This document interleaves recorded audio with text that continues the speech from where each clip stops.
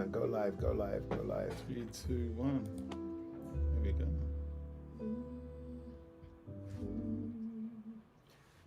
Good evening, and we are. Welcome. Listen, don't, just don't. But isn't that what he No, used just to don't. say? No, don't. Normally it's me you're telling off. I meant me. So I'll stand in the gap and do this. Ah. No. So anyway, we have started. I was just trying to get this out of the way,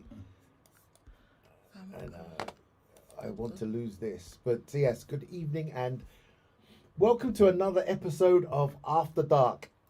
This season has kicked off last week with a very interesting show, and we just want to follow that up. And there's no sophomore blues here tonight because we are really going from strength to strength. We have been so blessed and so fortunate to have with us. He's laughing like am I gaslighting? No, so blessed and so fortunate to have with us in the studio Pastor Eddie Hippolyte. Hey. And we are going to talk tonight about over spiritual masculinity.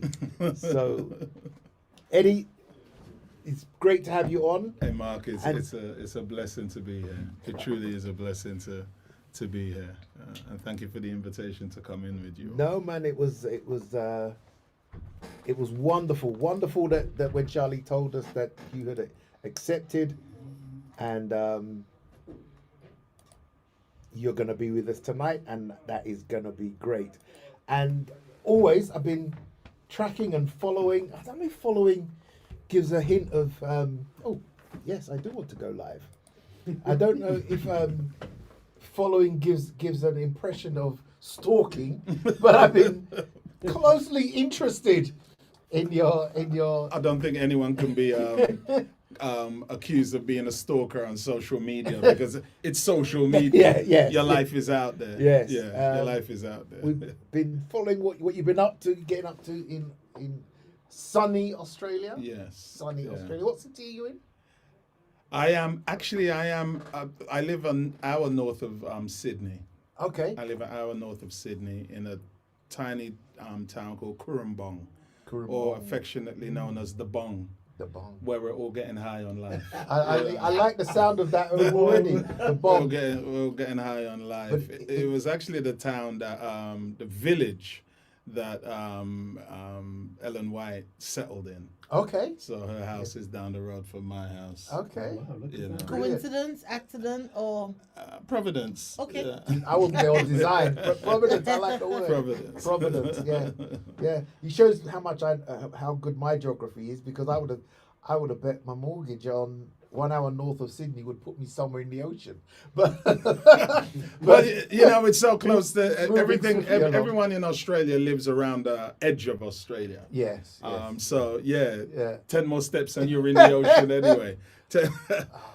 Go 20 more feet and you're in the ocean. So How's the family? How's things? How's things with you? everyone is well. I mean, we're over here at the moment The whole because family's here? yeah, Okay. Yvonne and Ria are here, and they're here because we Yvonne lost their You had a father. bereavement, yes. And yeah, so we came to lay him to rest, celebrated him last week Tuesday, and it was a wonderful service. You know, I think he would have been impressed. Yeah. Oh, I think he would have been impressed. Excellent. And so yeah, so the family is doing good. In those seasons you need family and you need your lifelong friends. Yeah. And we've had that in abundance. And Yvonne's had that in abundance. She was an unapologetic daddy's girl, so it was a big loss for her. Excellent. She's buoying up and we're making it. We're making it through. Excellent. So, over spiritual masculinity. I'm trying to get my head around where that's going to take me. I should just let you start, shouldn't I? I mean, I've got a question already. she's got a question. Oh, Lord. Normally the questions come based on something you say. She got one based on the title. Yeah. Does being a man Oh, come with expectations?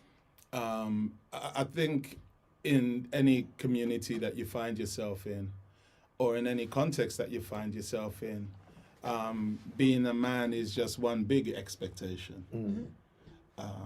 And you know, they come with socialized expectations. Within the church, they come with socialized and spiritual expectations. And it is something that I think we haven't. It comes with expectations, but the expectations are based on the way in which we've defined men to be within the church and societally. But I think that the way we've defined men to be societally and within the church, especially within this Western church, is at odds with the biblical idea of what a human is. You know, because in the Bible, a person isn't, a man isn't defined in the Bible. A man isn't defined by his gender. A man is defined by his humanity. It's the character of the man that's defined. You know what I mean? It's the obedience of the man that's defined. But then it's the obedience of all people that's defined. yes. You know, because, you know, there is the wages of sin. Let's just keep it within that biblical thing. The wages of sin is equal to men and women. So therefore, the way righteousness is expected of them is defined, you know, the same between men and women. You know, I mean, you know, we could talk about roles and functions and all of that, but when it comes to what it means to be a human, what it means to have character, what it means to have somebody of moral and ethical and spiritual value, that's the same right across the board. God don't expect more from a man than he does a woman. God doesn't expect more from a woman than he does a man. He expects equally from both of us because we are both saved equally on the same basis that we are saved by, you know. And so I think for men, there's expectations that come with being a man. There's expectations that come with being a man that we raise men to understand. We structure a man's life around. But I don't think that we understand the real impact of what that is, especially when a lot of times it just conflicts with a biblical idea of what a human is and therefore what a man is, you know. And I think that that's where the conflict can be, you know. Paul? I maybe this might be a little bit on the early side of our discussion to bring up this point, but if we follow exactly what you said just then, why do we have an issue with female ordination? Because we have an issue with female ordination because we take a cultural approach to theology and not a biblical approach to theology. I have not, and when I say a cultural approach, I haven't heard an argument theologically that sticks to theologically from A to Z. They'll start theologically and biblically at A, but by the time they get to C, or by the time they get, no, let me give it credit. By the time they get the argument to say G, they turn the corner. I'm like, no, that ain't a theological argument. It's a cultural argument. Stay here. Is it cultural, traditional, or are we using the words interchangeably? Cultural. Cultural. Yeah. Because of the way in which culturally women are seen within a specific culture. You know what I mean? The Bible makes it clear in the book of Ephesians. The Bible, especially the book of Ephesians, that the Spirit gives gifts to who the Spirit gives gifts to. Yeah. It gives gifts to. So, but because our society is a patriarchal, and because our church is patriarchal, and because our cultures are patriarchal, then we allow the way in which we culturally look at the relationships between men and women and the place of men and women. We allow that to influence the way we theologically interpret this text and theologically interpret the place of men and women within this thing that we call the church. But the kingdom is already defined for us. Yeah. Yeah. Yeah, and to be fair, when we had Jude Jonville on Yes. a few months ago, Yes. he really unpacked that That's for us, right. didn't he? I mean, and of course, if you're listening now and you didn't hear the two sessions I think we had with Jude Jonville, Yes. please do go on Spreaker and get the podcast because he was very, very insightful, and yes, spoke along in exactly those same terms, those same terms. Yeah, it's an indictment, and the worst thing for me being a person of faith, the worst thing is being attacked on those issues and knowing that you don't really have, or the church that you have a faith in doesn't have a leg to stand on, and you can only go with what I believe in biblically and theologically. Then why are you standing with the church? Well, no, it's because. So yeah, it's always such an awkward thing. And I remember hearing Pastor Sam Davies said after one GC session, he said, Mark, the way I wasn't there, he said, Mark, the way they were arguing, if the angel Gabriel came down himself and said, ordain them, they would have sent him back. Brother, if Jesus came down, I was in Maybe San even- Antonio 2015. It might have been then. And the deep thing was with that one, I didn't go into the auditorium Yeah. because I knew what I knew what it was going to be. I knew how the church was going to vote. So I went and got chicken wings and fries because I had my daughter, my nieces. Yeah. We went up into the hotel room and we sat down and we watched it on the screen. Right. But the deep thing, my daughter was about 12 at the time. Her cousins were about 13 and 14. And so they're watching the debate.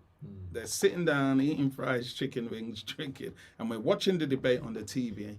And they're saying things like, she's saying like, Daddy, so does that mean that because I'm a girl and because I'm going to be a woman, that Jesus can't use me the way he uses a man?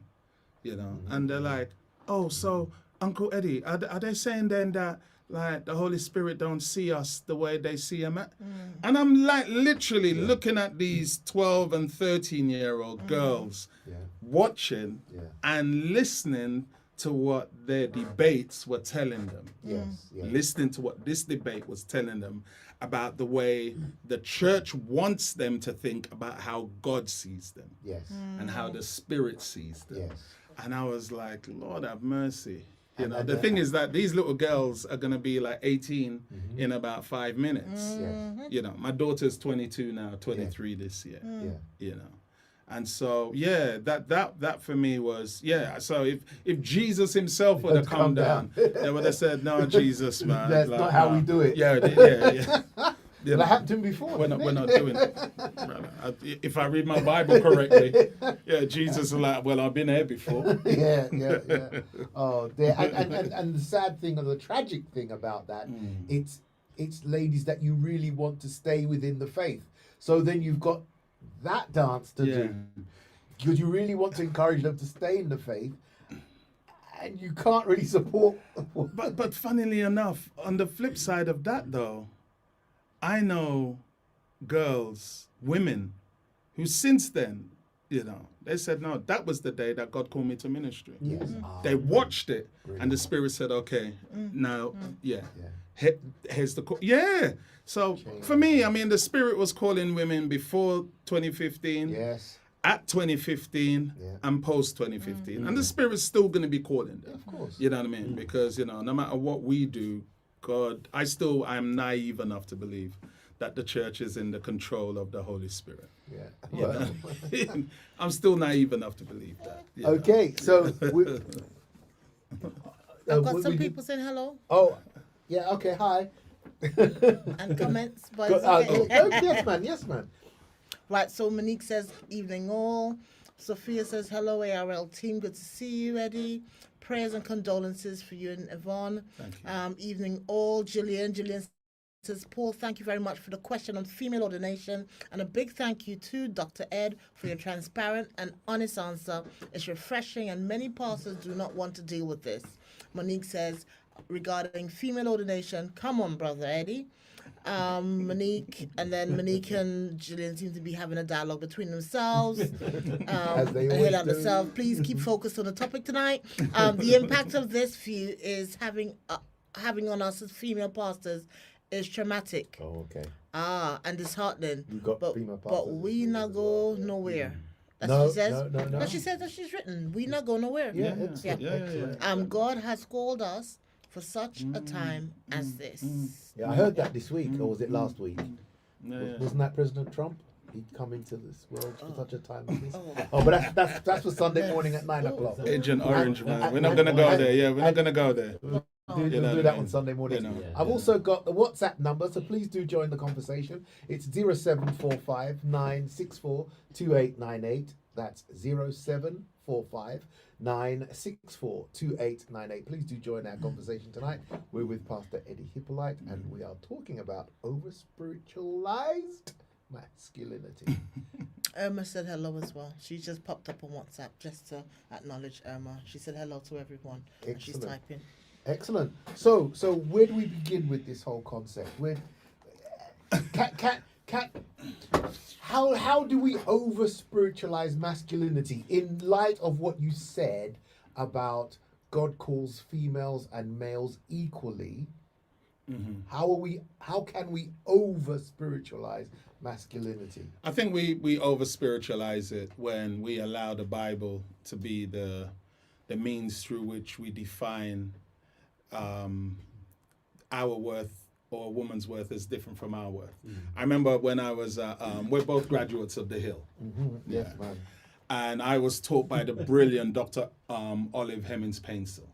No, And I remember in one class, it was Nigel David, because we was Yeah, there yeah, together. yes, yes. Nigel said, "Miss, I heard that you're a feminist," and she said, "Yes, Mr. David, but don't worry, I am a feminist who love man." So we all cracked up. And so he said this. He said, "So, Miss, does being a feminist mean that you are fighting for equality with men?" You know what I mean? And she said, "Mr. David." She said, "Mr. David, by virtue of the fact of creation, I am already your equal. I am just fighting that you understand that." yes, I'm fighting for you to Oh my understand. gosh, man! I swear, and my head clicked. Like, Yeah. of course, yeah. You know what I mean? If we're looking at how God created both of them, what God placed of Himself in both of them, how God held both of them accountable for their free will, both of them accountable for their decision to love Him, both of them accountable for their obedience. And then, the way God placed and imbued within them, procreation as He is a creator. He gave them both the planet to rule as He rules. When you think of all of those things, pre-sin, you're looking at two, and the fact that God called both of them Adam. Remember, God didn't call Eve. God called that woman Adam. Adam called her Eve, and He said, "No, you's woman, Yeah. because you come from me." You know what I mean? Born on me, born flesh. Yes. I know Adam named her Eve, and where do I see that God named her Adam? Genesis chapter 5. When God created them, and male and female, and called them Adam. Okay. You know what I mean? Right. So the Bible is just basically showing that there is that somewhere in the journey of the relationship of humans to God and humans to each other, there's been a massive fracture. Yeah. So we have the phenomenon of sin enter the human situation. And once the phenomenon of sin enters the human situation, she goes from being Eve, bone of my bone, flesh of my flesh. Remember when God comes into the garden, said to him, "What did you do?" What did He say? "This woman." Immediately she went from being bone of my bone to this woman. You know what I mean? "What did you do, Eve?" "Man, this serpent that you saw." He said, "This woman that you give me." She said, "This serpent that you made." And then ever since then, it's been fractured. The relationship between men and women have been fractured. And so for me, what I find us doing is not understanding now what Jesus is trying to do, where Paul in Ephesians says that God has taken Jew and Gentile, placed them together in himself, and made a new creation, or an alternative creation, an alternative human being. You know, that if anyone be in Christ, they are a new creation. And if you think about the way Paul is talking about who we are now as human beings, Jesus is trying to put us back together, you know, and as at least in terms of, because, you know, the God still has to deal with the social and the cultural and the political world in which faith finds itself. Yeah. You know what I mean? And so women, when you think about who, the way the scriptures talking about who men and women are and who we are in each other, I believe that God is trying to make us see ourselves in our post-sin relationship of the equality through which the kingdom sees us. Now, you live within societies in which that is not the case. Right. You live within societies in which that is not the case. But what we should practice within the church, what the church should be reflective of, is how the kingdom sees us. You know? Right. And so I'm constantly conscious of the fact that as men, what we do is we practice the social idea of the value of a woman and the value of a man. So I was just being led to ask, and now's a good time to ask it, I think, is so actually our title, Over Spiritualized Masculinity. My question would have been, and I think you're leading me down a certain path already, I was going to ask, is that a sinful or cultural construct? Because based on what you said already, I would be led to believe that it's not a godly construct. No, it's not a godly construct. And I'll tell you why it's not a godly construct. Because within this construct, in order for me to be a man, yeah, Cherie has to be less than me. Yeah. I can be ordained, but she can't. Yeah. Do you know what I mean? I can lead, but she can't. Like, I mean, come on, what are you talking about? I can understand how you could do that culturally, but how you doing that biblically when God has already defined and redefined our humanity? Yes. Because this is, it's, you know, as with all things, it's about the way in which not just our function is, you know, this ain't about function. This is about actually our humanity. This is the way in which our humanity is defined, and the way in which, you know, we are being forced to see ourselves in a human space, you know, as people of God living every day, and how that, you know, works itself through in our churches, you know, works its way through in our homes and in our families, you know. So if a spiritualized man will turn around and say, you know, well, like, you know, as the leader, my wife can't be making more money than me. I'm like, in what planet you want to live then, brethren? Like, come on, man. That's not one of the sins that they will say that Mark Gray has committed. You know, like, you can make the money, baby. Listen, if you know me long enough and my relationship with Yvonne, like, we are married 33 years this year. Amen. Yeah. Well, no, 33 years on Saturday. Why am I chatting about this year? Anyone who knows our relationship long enough knows. When Yvonne met me, I didn't have a pot to pee in or a window to throw it out of. And she was already, Yvonne was already a professional woman with a first degree. She was on her 5th car and her 4th BMW in 5 cars. You know what I mean? And so, you know, as one church member said one time, she said, Pastor, but this is when I was the Pastor Kennington, she said, Pastor, I want you to talk to my son because I know because of your other life. I know because of your other life, he will talk to you. Right. You know, and so I had come from my other life. That's my other life for people who didn't understand what I was saying. Yeah, because I'd come from my other life, you know. But you know. And so, but we dated, Mm-hmm. and we went from dating to marrying, and so she was already making more money than me. You know what I mean? Then it came to the point where I was making, over the years, she's made more money than me. I've made more money than her. Then she's made more money than me, and I've made more money than her. Then it swapped again, where now she's making more money than me. Yeah. I'm like, brother, and that ain't got nothing to do, you know, that pendulum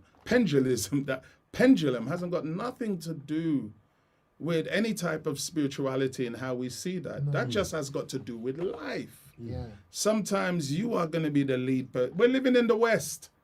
Yeah. We are living in the West, and so therefore we are living within in such a deeply capitalistic context that you have to review who makes and who doesn't. But it's not about your and my part. It's about our part. So it then doesn't make a difference, because if we're looking at it as our part, is the money that's coming into the pot, not who's bringing the money into Absolutely. the pot. Absolutely. But if it's our pot, yes.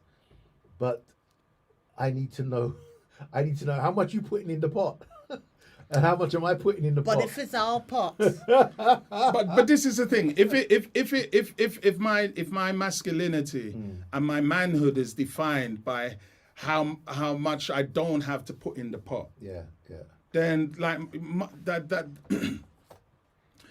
then that speaks on so many levels to the way in which your masculinity has been defined by transient and social. social ideas Social of what it ideas, means, yeah. because love between the two of you, as is so rightly said, it's like, it's not that I have less than to put in you. It's like, no, at the moment, this is what I'm putting into the pot. And she has more, and this is what she's putting into the pot. Because it's just one pot. Because it's one life. It's one life. I like that. I like so that. if the It's one pot life. I like that. changes, then we adjust lifestyle. Not you Yeah. have to go over there, Yeah. eat biscuit, and Absolutely. I eat bread. You know what I mean? Absolutely. Yeah. We I both like eat that. biscuit. Yeah. We I both like eat that. biscuit, Yeah. and then we both eat bread. Yeah. You Yeah. know what I mean? Yeah. Yeah, we both eating biscuit. It ain't like me Yeah. eating biscuit and she's eating bread. No, we both eating biscuit. Yeah. You know, and so it's for me, the over spiritualizing for me is where we use the Bible to kind of justify these social constructs of who I am to be in this space. You know what I mean? You know, and how my masculinity and how my spirituality is defined in this space.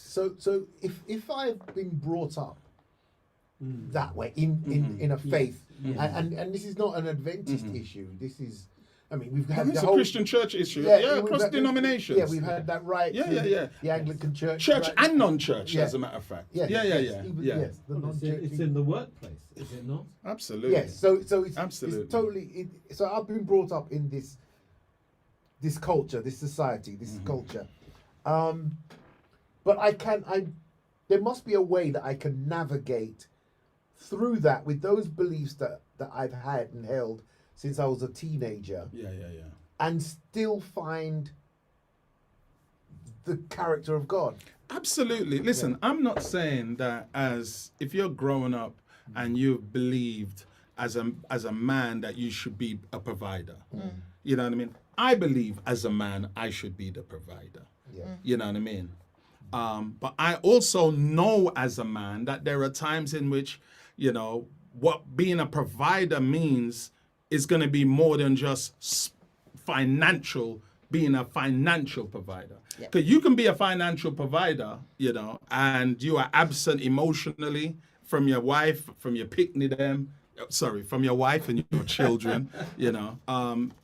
You're emotionally, spiritually, mentally absent from your family, you know. And so I do believe, you know, and if you, more to your point, to latch on to your point, Mark, I'm not saying that if you've grown up with these ideas that as a man you should be a provider, that those ideas are wrong.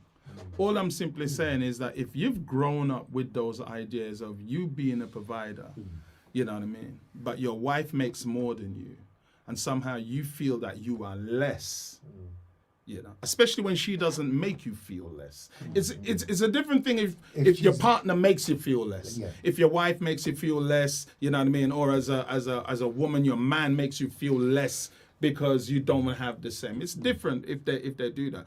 But if they don't actively and intentionally make you feel less, you know, then I think that, you know, and in order for you to feel more, she has to feel less. Yes, that's And in order for you to feel whole, she has to feel in part. Yeah. She has to be a part of herself or half of herself. Then there is where you have to now begin to question, all right, you know, question not only the way in which your manhood has been defined to you, but you have to question the way in which you're actually seeing God through her eyes. right. So that means when I go home this evening, I'm just going to let my wife know that I am a godly man because I have always wanted her to earn more money than me. I've always wanted to earn less money than her, and she just thinks I'm lazy. You want to be a kept man. and she just thinks I'm lazy. But Pastor Eddie told me tonight that that's not what defines. No, come on, join us. Let me know how that 074 goes. Yeah, exactly. Yeah. Mark, Yeah. where are you? I'll listen out for the bells of doom. You know what I mean? 0745 964 2898. 0745 964 2898. Please do join the debate. Sorry. Yeah. Cruising for a bruising. What? You know what I mean? So we're getting lots of Pastor Eddie love this evening. Oh, dear. Ma is also saying, what, Eddie, you're there? Nice to see you. Sorry for your loss. Yeah. Sophia says the irony is in our church history, God called men, but it was Ellen White that accepted the call. So how do they now not believe in female pastors? No, let me read that again. Sorry, I've just totally butchered that. The irony is, in our church history, God called men, but it was Ellen White that accepted the call. How do those pastors that do not believe in female pastors feel about her? There we go. Nice to see you too, Shah. Thank you. Good evening, Charlie. Pastor, Brother Mark, just tuning in. Amen. Paul's here as well, but he's in the corner. Many men still have a problem with economics of being the main breadwinner. Come on, Eddie. Ari, masculinity and social constructs of what it is. Jillian says, it really should not be a major issue who is making more money. If you are a team, you support one another and have one another's back, right? You are not living as competitors. Very, very important. My parents' generation had a clear role. Traditionally, was daddy bringing the money, my mother the housewife role. It is not easy in the grain viewpoints. It is harder for those in these modern times. Peer-to-peer pressure among men in these times still causes problems. Oops. Hello, Elder Paul to Yvonne. Good evening, all. This is from Mark. Good evening, all. Sadly, many couples don't want a joint account where their money go in to pay all expenses. Nothing wrong with having individual accounts as well. A couple may be okay with salary differences. More often, it is the views of outside family members or friends' views, the situation about the female earning more money. And then someone else said, hi, family. I'm not sure who that is. Then we have, good evening, all. Why some of the pastors refuse to accept E.G. White as a prophetess. And then we have Irma's come back and said, I have to admit, a woman preacher doesn't have me as much as a man. Oh. Okay. Well, that's cool. That's Hey, cool. yeah, If we're man. we're taking all the thoughts, listen. and we've got to be honest and fair with all the different thoughts. Yeah, you've got to acknowledge that. Yeah. I mean, the vast majority of sermons that are preached in churches and whatever are masculine ones. So the reality is going to be Mm-hmm. This is what I see. This is my diet, and I'm going to stick to my diet. Yeah. So it's. I don't think it's a case of them dismissing anything that a female does, but this seems to be the norm. Sorry. Yeah, go on. No, I was just going to comment on one of comments that came through. Respond to one of the comments that came through about they made the point that that the Lord came and spoke to two men before that he spoke to Ellen White, and I have told this story before, but I do recall being at my church in Balham, and the visitor was there arguing about women's roles, and he said, and he kept making the point that that Ellen White may have been a prophet and she may have been one of the founders of the Adventist Church, but we've got to admit she was not a pastor. She actually was. She had past, yeah. She had, Well, pastor's license. She had credentials. Yeah. You know what I Oh, mean? she actually had the credentials. Yeah, Okay. the church She gave did, her the right. credentials, but Yeah, she says, yeah. "What are you giving this to me I for?" don't need Like, it. I don't need these I credentials. don't need the credentials. Yeah, I don't need the credentials. You know, and he spoke to two men first. The white one bottled it, and the black Yeah. one wasn't listened to. Yeah. You know Yes, what I mean? yes, yes. Yeah. Yeah. But- and but so the- Sorry, the- I need the air on, please. It's on. It's on. Okay. I'm about to pass out. Sorry. No, it's on. It's on. I put it on. I put it on. But interestingly enough, and you made a point right at the very beginning about when you might have a debate and they might start off biblically, but by the time they get to G, they yeah, divert. they just kind of move into a cultural space. And when I was talking to this guy, and he said, and he made the point about her not being a pastor, he said, so I said, so you never then listen to a female preacher? And he said, yes, if I'm at my church and there's a female preacher, I will listen to her, as long as she's sister so-and-so, or even, I can't swear that he said elder, but he's sister so-and-so. But if that same woman was pastor so-and-so, he would leave. So, and that's that. When you said about diverging at G, it reminded me of that, and it's nice to hear, because I didn't know. I knew she was a pastor, but I didn't know that she had the credentials. she had credentials. But then with those credentials, she said, I don't actually need them. Yeah. And the key thing so far in the conversation is that if we are called of God, nothing else matters. Nothing else is relevant. And sometimes I think we get a little caught up in what we feel is relevant, but then that is driven by where we are socially, where we are culturally. And when my son was growing up, many times he would ask me, so Dad, as an Adventist, are we allowed to do so and so? And I would always try to say to him, Josh, it's not about what we're allowed to do, it's about what God would have us do. Because we could be allowed something today and then not be allowed it tomorrow. How does that change us in our relationship? And that has always been the key thing for me, that with traditions, we could over spiritualize masculinity. We could over spiritualize many things. We So could today over spiritualize, Bible study. a woman's role. Yeah. You know what I mean? The way the same way we over spiritualize ourselves as men, we over spiritualize women, but we do it from a deficit. You know what I mean? So we over spiritualize the point of a woman's place. Yes. We over spiritualize the point of a woman's role. I'm just like, brother.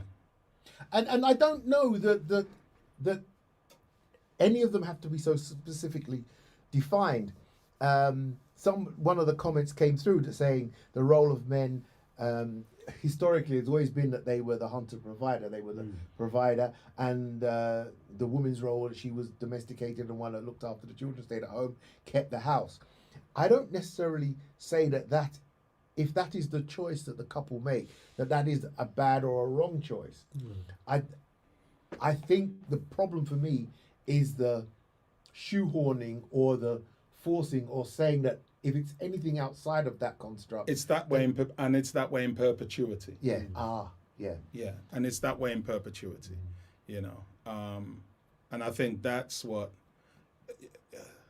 most of the way, and I think especially for those of us from the global South and the global majority, we actually have to do our own work about the way in which we deconstruct the way in which Christianity was even given to us in the first place.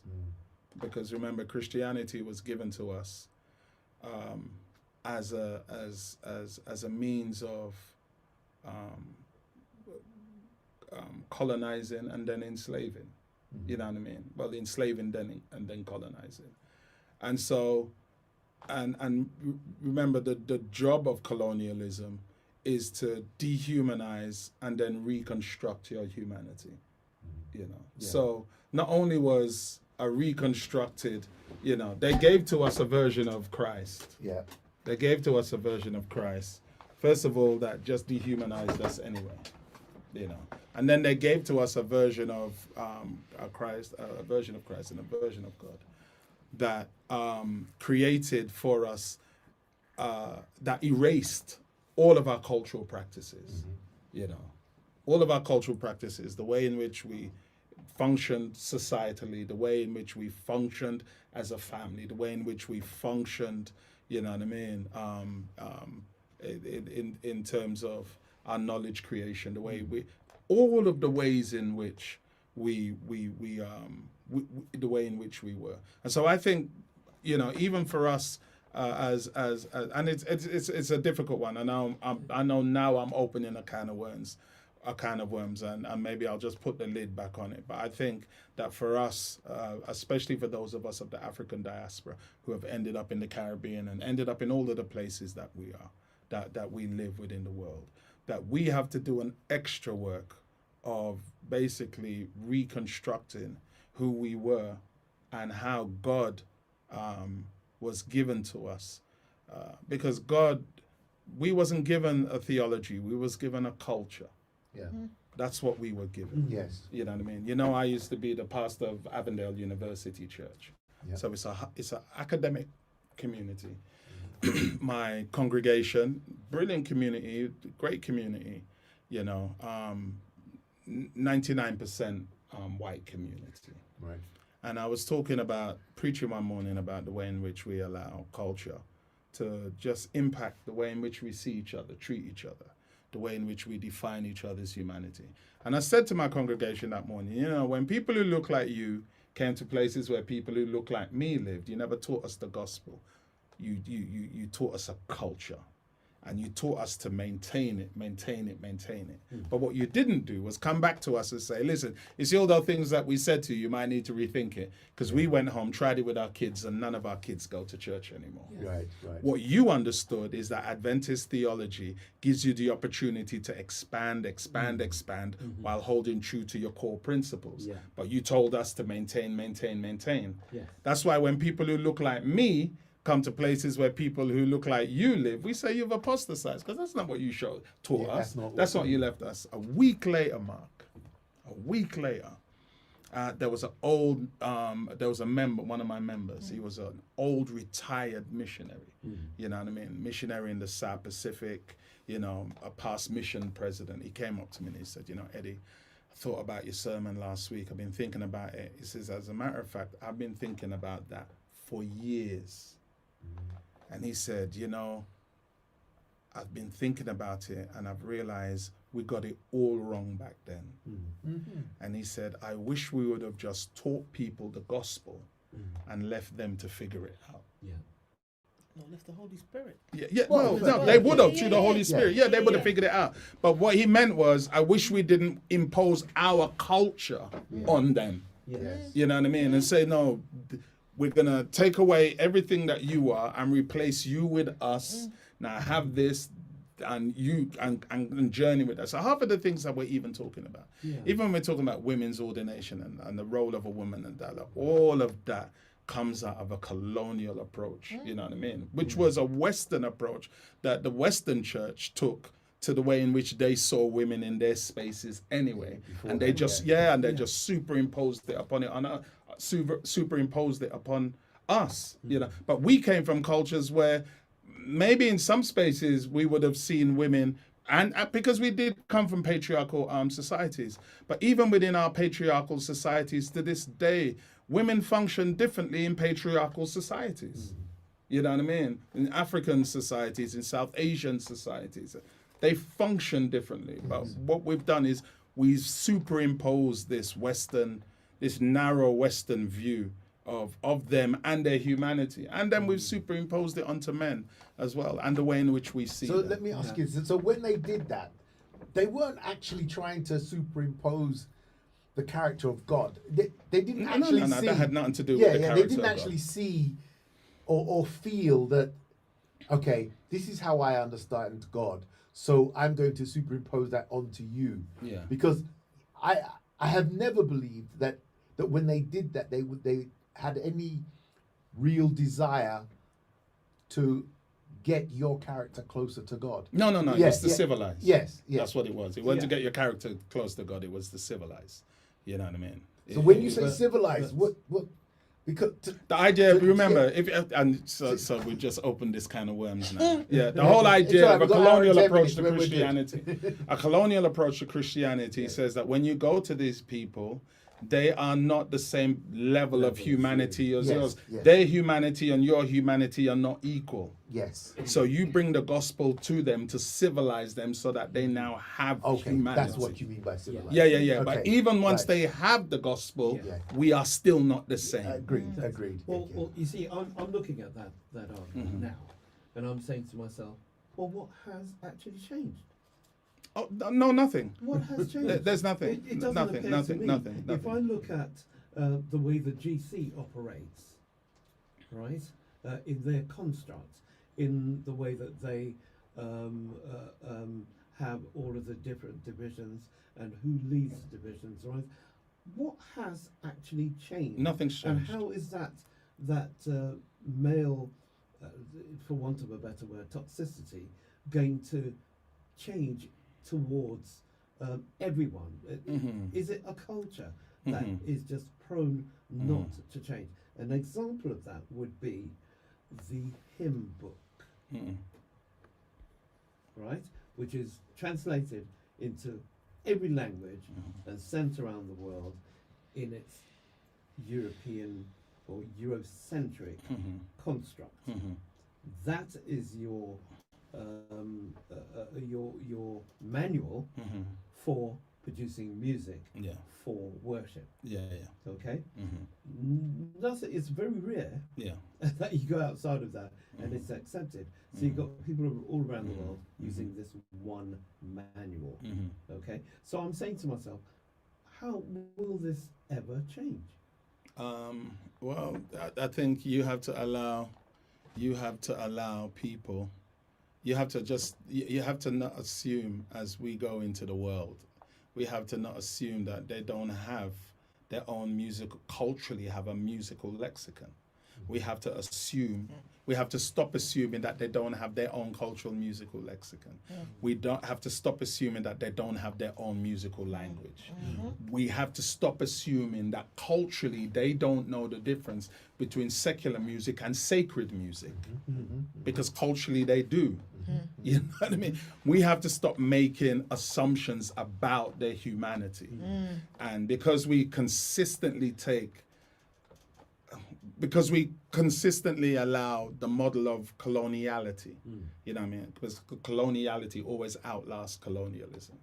You know what I mean? You know, Yeah, coloniality is, I would describe coloniality, so like this offices that we're in is the building, and you knock it down and the building itself is colonialism. But you knock it down and you say, we've gotten rid of it. But like, no, because coloniality is the electrics. Yeah. Coloniality is the utilities. It's the gas. You know what I mean? It's because you can knock down the building that says this is colonialism, but when you build it on top, if you're running the same utilities through, it's just a different building, same thing. I call that the ghost. Yeah. So that's why you have young people in our churches who've grown up with a certain mentality around them. Those people have died now and gone, but they're still afraid to do some of the things that because the ghost still. It's Yeah. almost like it's been in. It's in the electrics. It's in Absolutely. there, It's still so they there. can't do It's the still things there. they It's still feel there. as because they think it's It's wrong. still there. It's 'Cause still, there. there. Yeah. And for better or for worse, sitting on the top of that whole heap is still us as men. Yeah. Yeah. So is Sitting on the top of that whole heap is us as men deciding for everyone. Man, woman, and child. You know what I mean?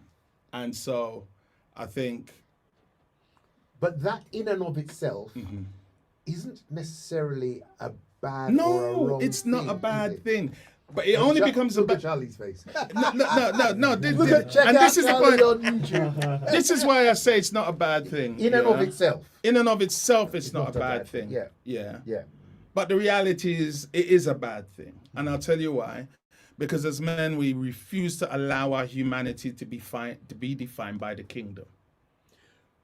So it is not in and of itself a bad thing. So it's not in and and it of doesn't itself have a to bad be a thing, bad but thing.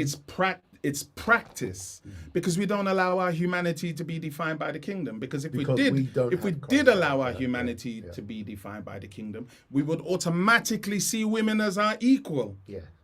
Again, If we had God's yeah, character, we would. we were created no. as equals. Yeah, yeah. Sin made us unequal, Yeah. but the cross now says we're equal again. Yeah. So live within that context. Yeah. But because we want to live within the context of the cultural social Yeah. construct and bring that into the church, we are consistently at war with the kingdom. We are consistently at war with the kingdom's definition of each other's humanity. Yeah. Yeah. Constantly. So, and this is an argument, and I think that's why Charlie made up her face. Yeah, no, Because what and she's yeah. saying is that hold on, we can't trust you guys to leave you up there at the top of the pile because we know how you. Did I say that? Okay, no, Hold on. your The push, words come from my mouth. your push-up It lip, came from your face. your push-up lip Your was face said it, holding man. back the words. Was holding back the words. Your Because- face said the words that your mouth refused to in that moment. because we can't trust that the guys on the top of the pile are going to have be God's character led, and because of that, we're all scrambling. And It's like oh, do I open this one on a Sunday on, morning, open. Paul? Is it like Open it up. no? Is it like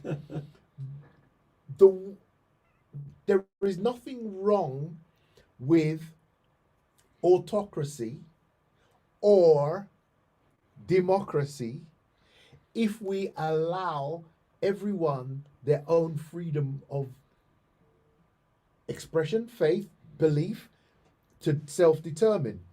It's only when the heads of those states, regimes, governments then start to funnel us into believing and behaving in a certain manner that we now see that that autocracy is not good, that democracy is not good, that regime is not good, that state is not good, because being the head of those governments or those institutions or empires is not God-led. And I think that's what when I look at the Bible, that's I think what God was trying to do with Israel when he told them to go there and be a beacon and say, if your characters are God-led, you will be like this set of people, and then you'll be able to live out your way in the way that I would have you live. That's a bit deep for me, but what I can say to you is this. You went clear. It's not deep. But what I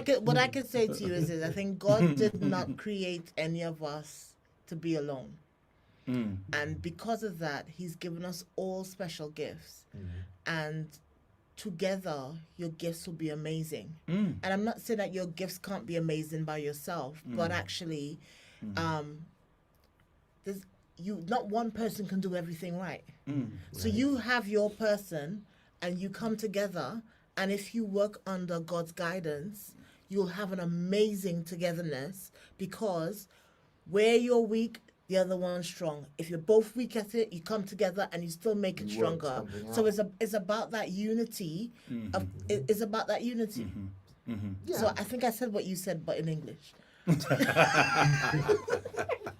Oh, I've got comments coming in. Right.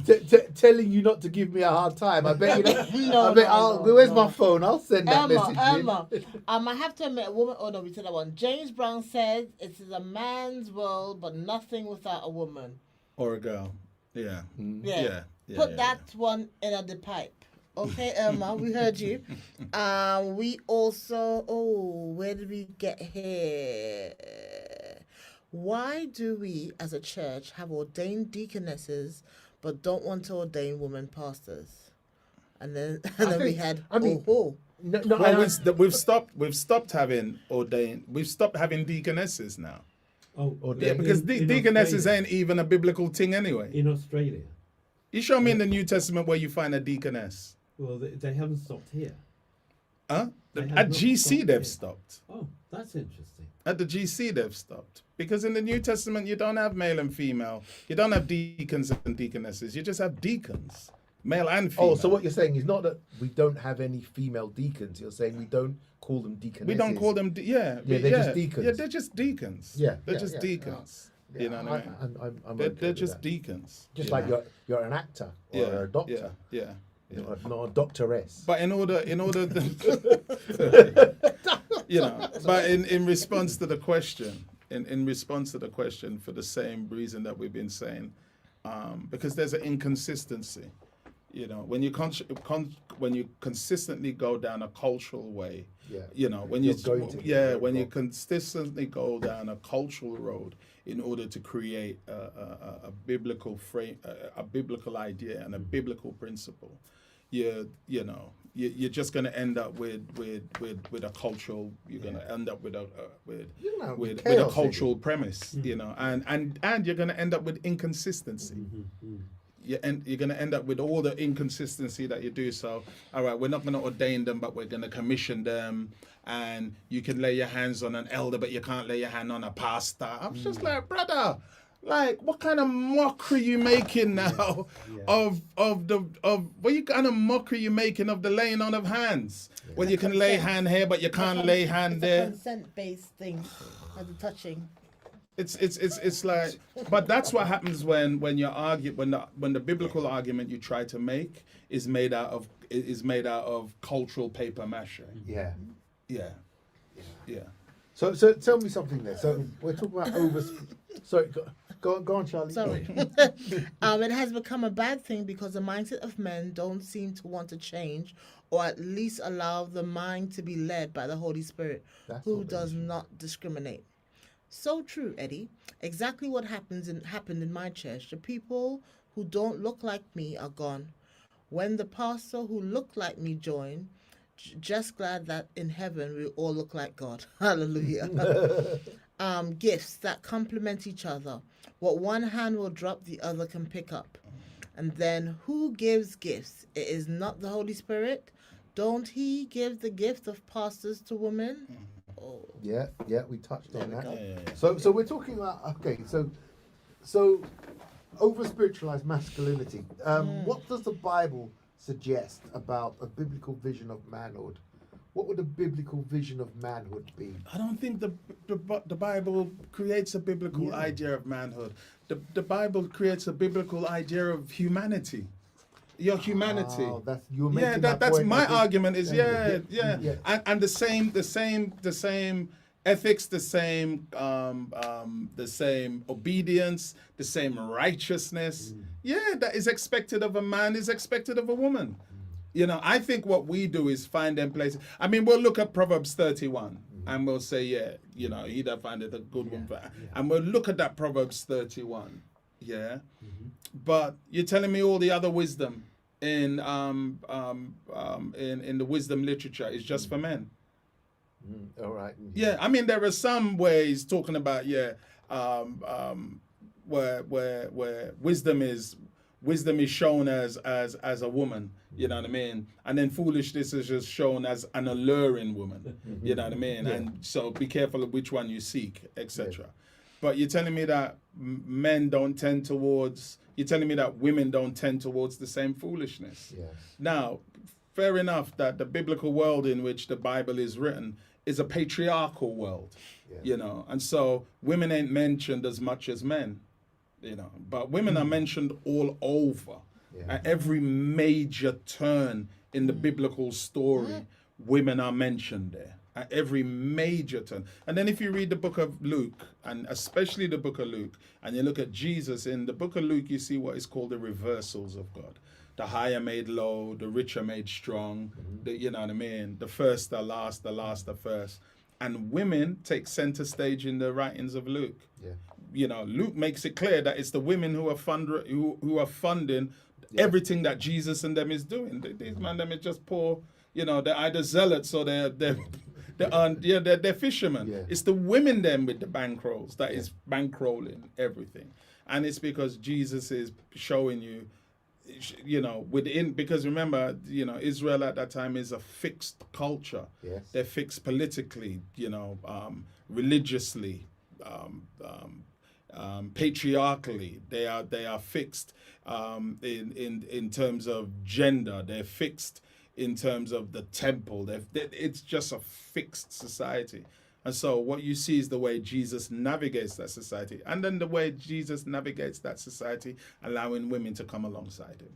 You know what I mean? Allowing women to come alongside him. So I think that what we begin to see, if we allow the Bible to speak, the Bible isn't speaking so much to what's the biblical idea of masculinity. The Bible is asking, what's the biblical idea of your humanity as a man, in terms of your righteousness, in terms of your obedience, in terms of your heart for God, in terms of the way you serve, in terms of the way you love, in terms of the way you raise your children, in terms of the way your name is mentioned in society.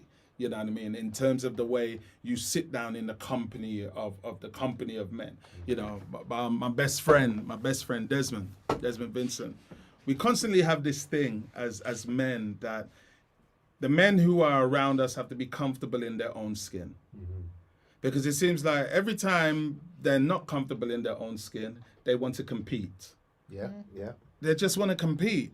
And, you know, me and D's just like, brother, just calm and let's just journey. We don't have to compete here. You know, there are times when you're going to be greater, I'm going to be greater, but both of us are humans just trying to move through, you know. And so, you know, our view is, no, what's your humanity? What's your heart? Right. What's your humanity? What's your heart? And I think that what we need to be looking at is the way in which God is defining that we both are. Yeah, because if we are, again, moving with the biblical model of if anyone be in Christ, they are a new creation.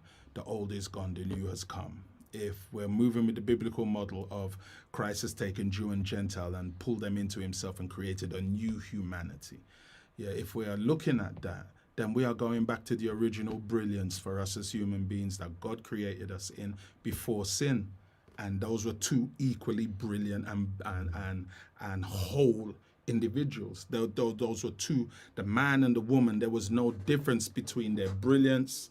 They were equally, because God poured himself into both of them. Yes. Yeah, he poured himself into both of them. You know, so.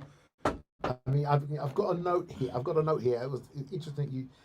You say that when Christ came, he redefined to make us know that we were made equal at the beginning. Sin took us apart, caused a disparity, and he came to reassert that.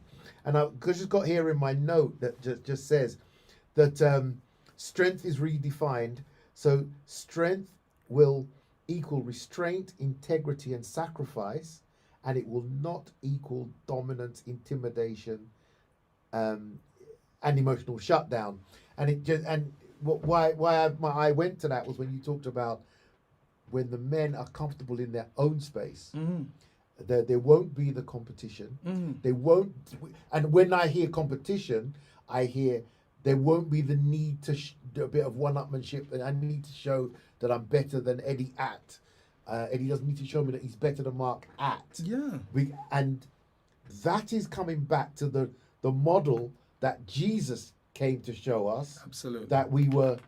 That is the equality, not just man and woman, but humanity. Human. Yeah. Yeah, It's not human. just- Yeah. Not So, just. so our title almost talking about the over spiritualization of masculinity, over spiritualized masculinity, really could be over spiritualized humanity. Because if we take our time to say that man and woman, they are equal, then we can then argue once we understand that and we're moving forward together with that, then we can argue, so how, as we are one, should we be that we are not at this point? How do we step and get closer to God? I think more than over spiritualized humanity, Christianity, I think I would determine it as unspiritualized humanity. Just like, Yeah. you know, at least unconnected, because spiritual can be so broad. Yeah. Spiritual can be so broad. But within our context, we're looking at spiritual in the context of a person, and that person is Jesus Christ. Yes. You know what I mean? Yes. As Jesus Christ comes to live in the life and in the heart of a human individual. But is it possible for me to want to be closer to Christ and still over spiritualize? And I still have a desire to be close to Jesus I don't think Christ. it's possible for you to want to be close to Jesus Christ as a man, and continue to see a woman as less. Ooh. Ooh. Ooh. I don't think that is possible. Charlie would like that one. You're opening up a I don't think that is That's not- possible. no, And I tell you why I don't that's a think that can is of worms. possible, I think because that's good. Paul says, that Jesus brings Jew and Gentile together, makes a new humanity, and then Paul says that Jesus becomes our peace. So that means if in terms of gender, Charlie and I are at odds.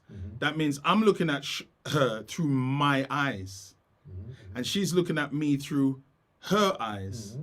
Yeah. But if God has become our peace, I am forced to look at her through Jesus's eyes. And when I look at her through Jesus's eyes, I am forced to see her as Jesus sees her. So I can no longer see her as less than me. So I can't be, because God ain't a schizophrenic. Yeah. You know what I mean? I can't be one with God and two with her. Yeah. I mean, like, Wow. yeah, Wow. I can't be one with God and We've two got to with let her. that one land for a second. I am forced to see her through my eyes. Yeah. You know what I mean? And she's forced to see me through her eyes. And that seeing is not the seeing of her gender. No. That seeing is the seeing of her humanity. Wow. And if we looked at each other that way, we would then leave all the judgmentalness of looking at people by their sins. Come on. Of and course. we're looking at Come people on. as the individuals that they are, Come on. who just We are have to. Hey. a product of their traumas or a product of whatever's We- going come on on. within life, and then we're able to still love them, and by loving them, that helps them out of Come their on. Yes. trauma. We would have to. Paul, get the guitar, strike up a song. We're making an appeal off of what she just said. Right now. Brothers and sisters. Sorry. Brothers and sisters. What, we're making an appeal right now, man. Tonight. What? If you don't have a willing heart, let's take it all the way back. Let's take it all the way back to Kelly Willard, man. Brothers and sisters. No, but do you know? I was many years ago. I was at this. It wasn't a church thing, but it was in a community, and it was just trying to do some mentoring for some younger boys, and it wasn't a Christian thing at all. And one of the young guys made a statement that I have stolen and I've used it in Christianity many times, and it's Christianity is not as easy as we would like, but it's not as hard as we make it. No. And what he was saying, he said, love life that. isn't as easy as we'd Yeah. like, but Yeah. it's not as hard as we make it. Yeah. And I took that, when he said that, I was there, and I think Colin Addison was there as well. In fact, it was a film workshop, and the two of us sort of Looked turned at each and other looked, like, wow. Yeah. and both of us thought, A kind we of could just- epiphany. we could just drop epiphany. Christianity because Yeah. it's not as hard because really, it's as simple as Charlie said it. Yeah. It's that simple, Yeah, and then yeah, we yeah. overcomplicate But we have to it. allow Christ to be our peace. Yes. We have to allow the kingdom to define us, Yeah. because the church isn't doing a good job of defining. That's the Not problem. our agenda. The church isn't doing a good job of defining our humanity. Yes. Yeah. Because Jesus Yes. didn't come to save us in our gender. No. He came to save us in our humanity. Yeah. Yeah. And as a church, we are allowing our cultural and we are allowing our socialized ideas of gender and humanity to do the work of defining when the kingdom has already defined. The cross has already defined. Yeah. Yeah, the ministry of Jesus has already defined. Because You we know, would the not- writings of the New Testament has already we defined. would see each other as God sees her, and I like that one.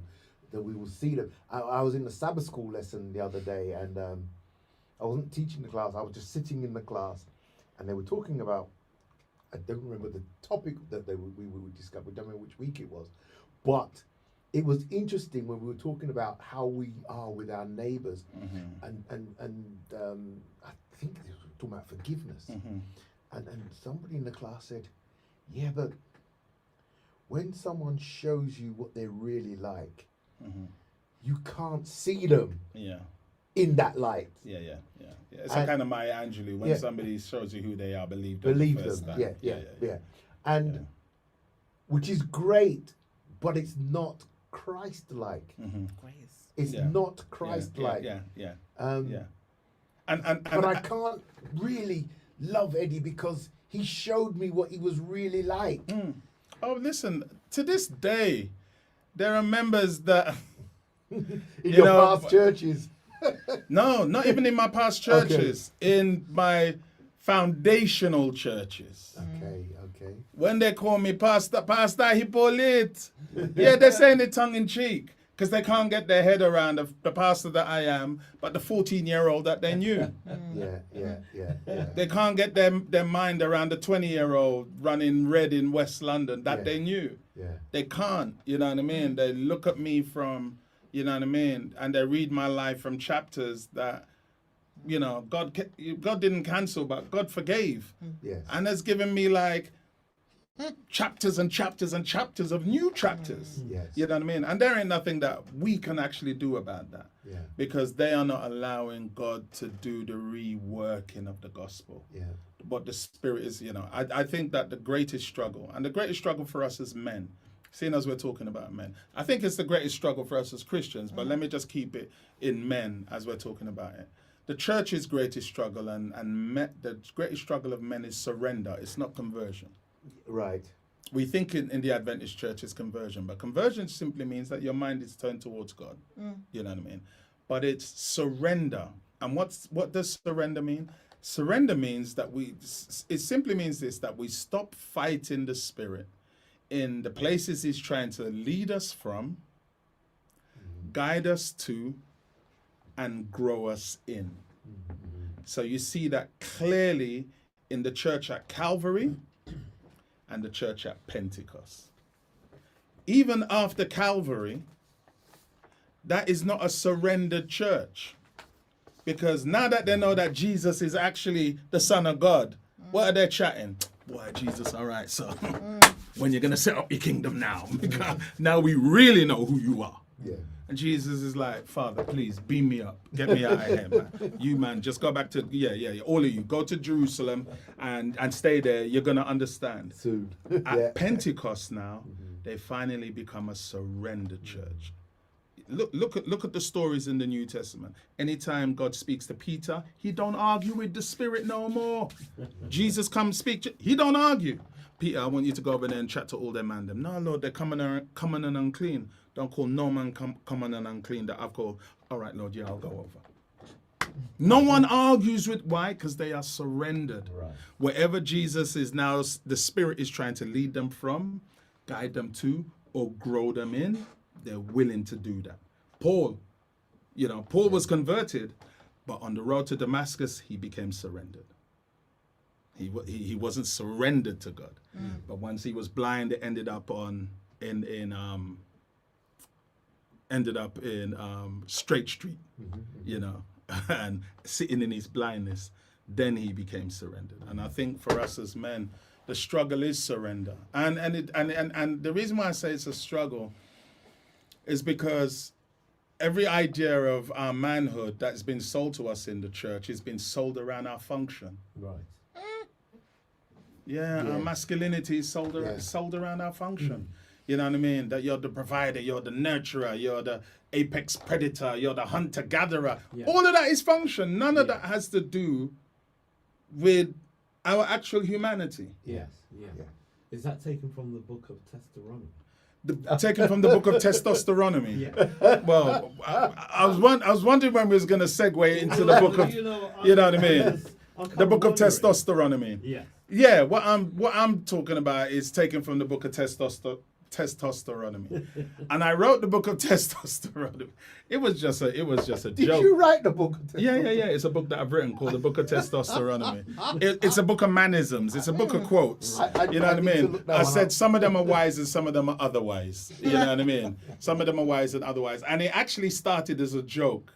When I was first going to Australia in 2004, and I was preaching at a camp meeting in the youth section, and I was just coming out with these just silly male sayings, and that they were, we were just, the young adults were laughing, I was laughing. I think I'm going to create a book for that. I'm going to call it The Book of Testosteronomy, and then we all cracked up again.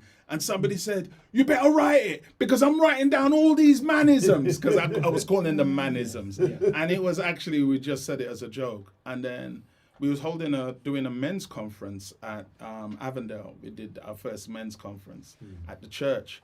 And I thought, you know what, let me finish this book, And so there were just a book of made up sayings, Hold on, I think I got the book of Testosterone. I was going to say, I got the book here. Yeah, I got the book. You can still get it online. You can still get it online. Oh, there it is. Oh, I thought it was just a title. Yeah. I thought it was just a title. It's real. No, it's a real book. Oh, yeah, we don't need to segue, man. Let's go for it. It's a real book. It's a real book. I'll read some comments after. Yeah. Oh, there it is. Read them while Oggy's found it. I've got a sample book here. Yeah. Oh, that's the cover. Sorry, I'm not doing well. Oh yeah. All right. I know. Charlie, go for it. Yeah, Charlie, go and read some comments while I try and organize myself. Okay, so that's what happens. So Monique said that's what happens when you try to make a biblical argument out of paper mache. And then she put hashtag bars for days. So that was something that Pastor said. Yeah. And then Sophia's laughing at Dr. S when we said we talking about actress and when Dr. S, she's laughing at that. In the SDA church, our church, why don't we make it a practice to call the Creator by His names instead of using titles, e.g. God, Lord, and so on? Then that's a question. Then we have the Lord gave us 10 commandments, the church manual, and the multiple fundamentals and protocols. Thank you for the point that the gospel is a simple thing a child can understand. Yvonne goes on to say, how can the man-made rules around holding office and traditionalism, how can we get back to the gospel versus man-made religious rites of the worship to unite us back regardless of gender? Gillian goes to say, refusing to see the change in others means that person is limiting the working of the Holy Spirit. It also means that we are condemning they're condemning themselves for accepting that God can change them too. Then a question has come up. Do men see surrender as weakness? Is a question. We can come back to that. And then Fiona says, I like that, Eddie. Some of them are wise. Some of them are otherwise. And then I think we had a message that had come. No, we had that. that's something else. Okay, yeah. So I think Yeah. that's Yeah. So That's what we've got. we've got a sample. We've got a sample up. from the book of Testosteronomy, Yeah. Chapter 1 chapter and 1. verse 1. Stand your ground and fight your battles like a man. Funny enough, that's there's two statements in there. Mm-hmm. One's from my mum, one's from my dad, and all the others are just stuff I made up. That one is from my dad. Yes. Yes. That one is from my dad, and he said that to me at my our Yvonne and our engagement party. Okay. Yeah, and I said, thank you, Dad, blah, blah, blah. But in my mind, I said, what, like you was for me? Move from here, man. Who even let you in here anyway? But obviously, I couldn't say that. But in year 15 of our marriage, I understood what he was talking about. Yeah. In year 15, It took you it came 15 back. years. It literally took me 15 years. You know what I mean? And then I realized, because my dad left. I never grew with my dad. My dad left when I was 5, never came back into the house again. You know what I mean? So he always stayed on that periphery of our lives. Always said my dad, he was close enough to be seen, but never close enough to be present. You know what I mean? And so, yeah, he stayed on the periphery of my life. And so, and my mum never brought another man back into the house. After Jesus met her, she was good. I'm the youngest of 10, 8 living. You know what I mean? Come on. And so I understood 15 years later what he was saying. He was saying, like, I know you haven't grown with me, but I know that I have grown up in you. And along the line, you're going to find yourself in the situation that your mother and I was in, and you're going to have to stand your ground for your family and fight for them the way I didn't fight for you. You know what I mean? And then I understood it 15 years later. As you say that, I think I heard you do that in a men's ministries Yeah. sermon that you were doing Years in ago. Canada. Oh, wow. Yeah, you did it Yeah. in Canada, but you Yeah. did it online, I think. Yeah. Yes, I think Yeah. I heard that Yeah. that line. Dream big, but remember the way of the dreamer is hard work. Yeah. Yeah. Sorry, they're asking, can we win the book in a trivia round? Yes. Love it. Okay. Can we win the book? in a trivia throughout a trivia question? What's Eddie's middle name? No, that might be easy. What's my postcode? Yeah, we might have to give out too many books. What's my postcode in Australia? Yeah. I'll give you 2 copies. Wow. Lead from the front. The back is already full. Sex doesn't bring love. Love brings sex. That's what my mum used to tell us as sons. Yes. Yeah. Yeah. You know, Yeah. my mum never used to let no girls in our house, you know. My mum had 4 boys and 1 girl in the house. Girls wanted to talk to us, you better talk on the doorstep. You know? You know what I mean? But she always used to say, yeah, listen, you know, sex don't bring love, love brings sex. And I was like, what was mum talking about? But then years later you realize, oh yeah. Dirty nails, funky armpits, and a sweaty crotch have their place. Now wash. Yeah. I think you guys need to. That's what I said. They're wise and otherwise. Yeah, you know you what I guys mean? need They to- have their place. They Yeah, have their you place. guys But you know, need go to- bathe, man. You know what I mean? Oh, my Yeah. camera's gone all funny. My camera's steaming up, guys. Jerry Maguire is twice yearly required watching for every I male. believe that, man. Jerry Maguire and Love Jones. Yes. Yeah, every male should watch Jerry Maguire and Love Jones at least once a year, twice a year. I've seen Jerry Maguire. I don't think I'm a Renee Zellweger fan, but Hey, man. Is that the one when he was washing her feet? No, Or is that that's the love? one where... Is that Yeah, the Love one- Jones. the Yeah. Okay. Yeah. Yes. Wash her feet. Nia Long Yes. and Tay Diggs. Yes. Yeah. Be sensible enough and humble enough to know when you're wrong. Well, I don't actually have that problems because. So read that one Oh again. no, you missed it, No, Charlie. no, I You was missed reading- I it. was You reading- missed no, it. no, read I it. can't say that twice Yes, on the yes, radio. you have to say it twice on the radio. I can't say that twice on the radio. Did you brush your teeth too?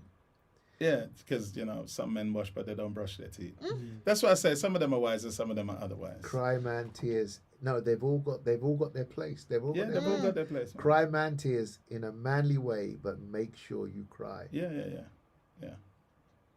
You know, Let crying it it in go. a manly way could be like you just go in a corner and just. Whatever it is. The emphasis I take is on it out. crying, I though. Yeah, yeah, The I take emphasis that. is on That's what I'm crying. saying. Yeah, The emphasis is Yeah. allow yourself the emotion. Yeah. Allow Yeah, yourself yeah, to yeah. let it out. And the flip side of it is that people say that men don't cry or you shouldn't cry or whatever, not, but actually Hey, it's listen, important. Men who don't cry have nervous breakdowns. Men who don't. That's the next one. Men who don't cry have nervous breakdowns. Yeah. Men Yeah. who don't know when to stop crying Have, will also have a nervous breakdown. okay, no, there's sometimes we have that. All right, stop crying, man, stop crying. I love my father-in-law, man. My father-in-law was like that. You know, he allowed a man to have a good cry. Yeah. I remember one time he allowed me to have this good cry, and then after a while he was like, "All right, now stop crying, man, stop crying. Yeah, stop crying." Come on. It was like, yeah. All right, stop crying, now, stop Come on, crying. man, come Yeah. on, You Time know, for that. he wasn't telling me that I couldn't cry, but he's like, "All right, enough. Find Stop crying, somebody man. else Stop now." crying, now, stop crying." You know, dry up your tears, man. Dry up your tears. Yeah, You and know? do Yeah. like what your father Yeah. said. And stand your ground, fight like- your battles like a man. Stand your Stand when your you done ground, fight bar, your battles like- stand your ground, fight So your the battle. book of testosteronomy isn't this book. The book of testosteronomy is a workshop. Right. Yeah. But it's come out But it's of grown yeah, out of this. yeah. So is Yeah. it a men's workshop or It's a workshop for men. Yeah. It's a workshop that I've written for men. And it's a workshop that I've written for men age 18 to 55. Okay. You know what I mean? Oh, so I can't. I know, I can't. I mean, can't. I'm just there as a facilitator. You can, We're just way past that. I've written a workshop that I can't even attend. You know what I mean? But what is the end goal of that? What is the outcome? The outcome of the outcome of the book of testosteronomy as a workshop is to get men to be honest about the ways in which their humanity has been defined, for them to sit with it, and then for them to begin to rewrite. You know, I said to the men I was at the men's retreat Yes. just weekend gone. Yeah. You know, shout out to Devon. Devon Boy, to Leslie, to Basil, and to their boss, Kerry-Ann. And to their boss, Kerry-Ann. Organizer. And I said to the men, you know, we can't rewrite our pasts, but we can keep on writing. You know what I mean? And the book of testosteronomy is about helping men to sit down and just think about the ways in which their humanity has been defined. You know, what we've grown up with, you know, what we've been taught, what's worked, what hasn't worked, and just allowing them the space. This is the one thing that I do know about men. If you allow them the space to do that work, and they walk into that space, they will do that work. They will do that work. If you allow them the space to do that work, they will do the work. They will do the work, you know. And so, So what? Do you only do that workshop? It's a man's workshop, Charlie. She's starting to glow. She wants to come to the workshop. You know what it is? Sorry, I'm gonna ask a question. No, but go. I love looking at like generational traumas, generational anything else generational that comes with you, and I think there's so many men also who have traits from a man they don't know. there isn't so many men. There's too many men. Well, Too many. yeah. Listen, Right. I was talking with a friend of mine yesterday, and I said the one thing that I'm more fearful of, you know, I'm a 65 baby. Yeah. So you think about us. We're born from 1960 onwards. Yes. We are the fathers and the grandfathers now. Yeah. And you know, our parents have left us houses, and they've left us a little bit of land in the Caribbean, but they left us trauma Yes. that they didn't figure out in their lives. Right. And we haven't figured out in our lives growing up in this country. You know what I mean? That we haven't figured out in our lives growing up in this country. You know what I mean? And that we are passing on to our children. That we are passing, especially those of us who are born here in England. Yeah. I don't think we even, you think about the primary schools and the secondary schools that we went to. Yeah. we went to some rough schools. Yeah, we did. And we went to schools and did education in a system that was designed to fail us. To break you. You know what I mean? And then we was in, everybody loves to go support Arsenal. You know what I mean? But when we was growing up in the 70s, you tell me which black man went to Arsenal to watch football. They only started in Arsenal in the 90s, brethren. Yeah. Don't start your, in the 70s. Yeah. Go all the way back to the 70s. Which black man? No. We supported them from home watching Match of the Day. You know what I mean? For the most part, it's sound system that we followed. You know what I mean? But that's a whole other discussion. You know what I mean? But there were so many places in which our humanity, think about, we are old enough to remember the end of SUS. I can't tell you the amount of times I got stopped in Fulham under SUS. You know what I mean? Under the SUS laws, and just one after the other. And I think we haven't even thought about the trauma that we grew up with, And so I think that there are too many men in our generation that are growing up that are not addressing their stories. And I don't want to traumatize every man. You know what I mean? I don't want to traumatize every man. But I do know that growing up in London during the 70s, if you're born in the 60s, in the 70s and the 80s was traumatic. It was traumatic, and I think that we owe it to ourselves, those of us who are 60s babies, to do that work. I think the only thing that we can do as men, the only thing that we can't, it's like trying to stick your finger in like the dike. In the dike. And when you think about, go back to the prophet, and I love the statement she makes. She talks about the inherited and cultivated tendencies that we have. And you think about what's come down the line. You know what I mean? What's come down the line. I think the only thing that we get to do as fathers is decide, all right, you, and you stop with me. I can't stick my finger at but all these negative things, all these certain behaviors, this trauma, you're gonna stop with me because I ain't passing you on to my child. My child is gonna grow up seeing something totally different. I think that's what we get the opportunity to do as fathers. You know what I mean? And as men, I think that's what we get the opportunity to do.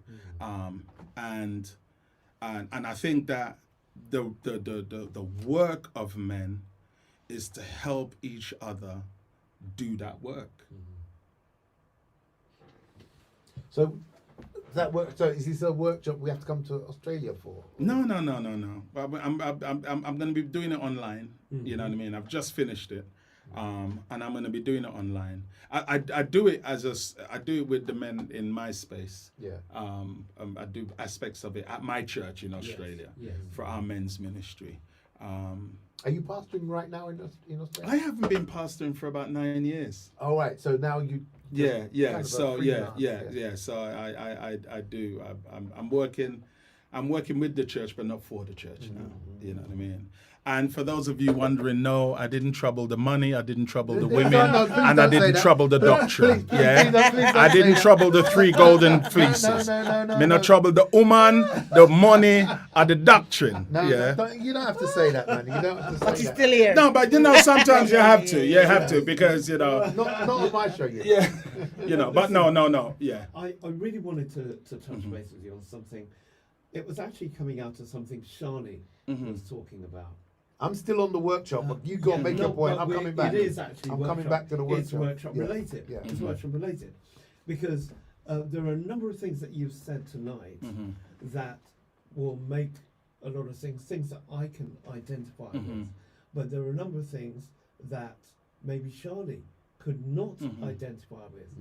When are we going to get that workshop, that